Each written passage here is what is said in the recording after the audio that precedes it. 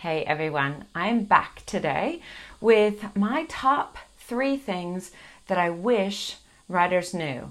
So I'm coming at this as an agent and also based on feedback that I get from publishers. Obviously, I have to filter that through and take everything into account when I'm coaching my writers or advising them. And so that is where this stuff is coming from.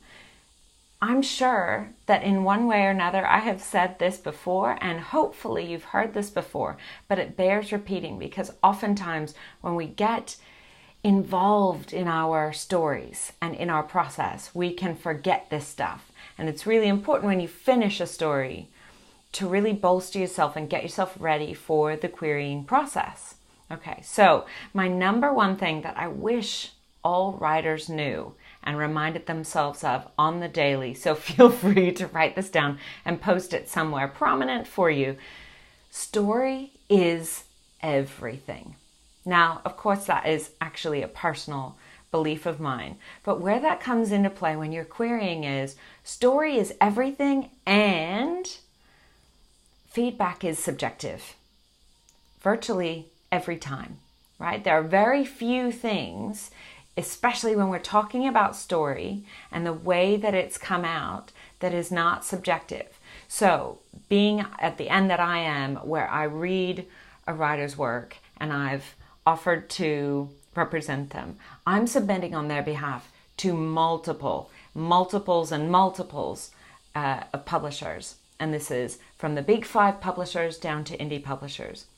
So I get a lot of feedback. Now, some of it is very general. I would have talked about this in the last video. Some of the feedback that you get and that I get as an agent is very, very general. But others, they try to get more specific. Now, what I need writers to know is that whilst it is amazing and it's really helpful when you get specific advice, it is subjective. One editor thinks you've not done enough world building. Another equally qualified and fantastic editor thinks you did enough world building. So one says not enough world building. The other says maybe too much. I didn't want to know that much. They might say that the story just didn't fully connect. It wasn't a full arc. Somebody else comes back and says, the story was amazing, but we just don't know where we can place it in the market today, right? Somebody says, I really didn't resonate with this author's voice. Somebody else says, I love the author's voice, but the subject matter just isn't one that we are tackling right now. Do you see what that's about? Essentially, it all comes back to you get really strong and confident and connected with your story, and you make sure you've got your story arc, which I'm going to be talking about in further videos or in my workshops and masterclasses. But if you've got story and you are fully connected, you are good. Even with all of the sort of feedback that you can get back, if you feel confident in your story, you are good, because story is everything. Okay, the second thing that I wish people knew, and this sometimes comes back in feedback as well, and sometimes the feedback doesn't sound exactly like this, but I've learned how to really dive in and get at what they were talking about. I want writers to know that less is more. Now, of course, I'm coming at this from my own personal filter, which is to say I don't usually represent really high-level fantasy or sci-fi. And in those genres, you do a ton of world building. But if you're looking to do something really commercial and easy for a greater audience to understand, less is more. Sometimes we get so caught up in wanting to emulate somebody that we love, like a J.K. Rowling or even a Hilary Mantel with Wolf Hall, where they've completely transformed a time period and they really drag us into that world. And that is great. However, the hardest things to do for those are to simplify. So when I say less is more, that means regardless of what you're writing, There has to be a base level of clarity. So a really important part of your process as a writer should be, once you've finished a manuscript and you've edited it, you find those qualified readers and beta readers, whether you are paying somebody or you are part of a writer's critique group, and you get people to give you feedback specifically on clarity. Think of it like this. If you've got a particularly intricate scene or something with multiple options, if a reader is in there, what I do, because I'm a very visual person, is I see myself in there. And if I cannot get a clear picture of what is actually happening, that means too much is going on, right? And I need simplification. So this is real feedback I've given to some authors, meaning I got lost partway in. I love all the aspects, and yet I couldn't get a real grasp of what was happening. It felt like a dream. You know, sometimes there's so many components, so many different things flying around, and we can't follow the story. That's one of the pitfalls.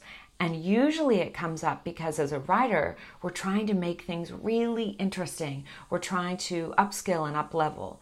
But in fact, there's an incredible skill in keeping things simple for people to understand whilst also being complex, meaning you don't have to throw everything in at once.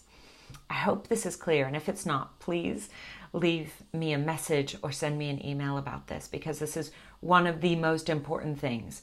Clarity, not just for you as a writer, but also for your reader. So some of the feedback that I get back on stories, not just about world building, but I can tell it's with certain scenes, there's so much going on that it is too much for the reader, whether they're an editor or a beta reader, to process. And if they can't process, they're going to shut the book and they're going to stop reading. And that's the last thing you want them to do, right? So every time you're going in your own work, think to yourself, is this clear? Is there a clear path for the reader to go along with the protagonist while we're doing this?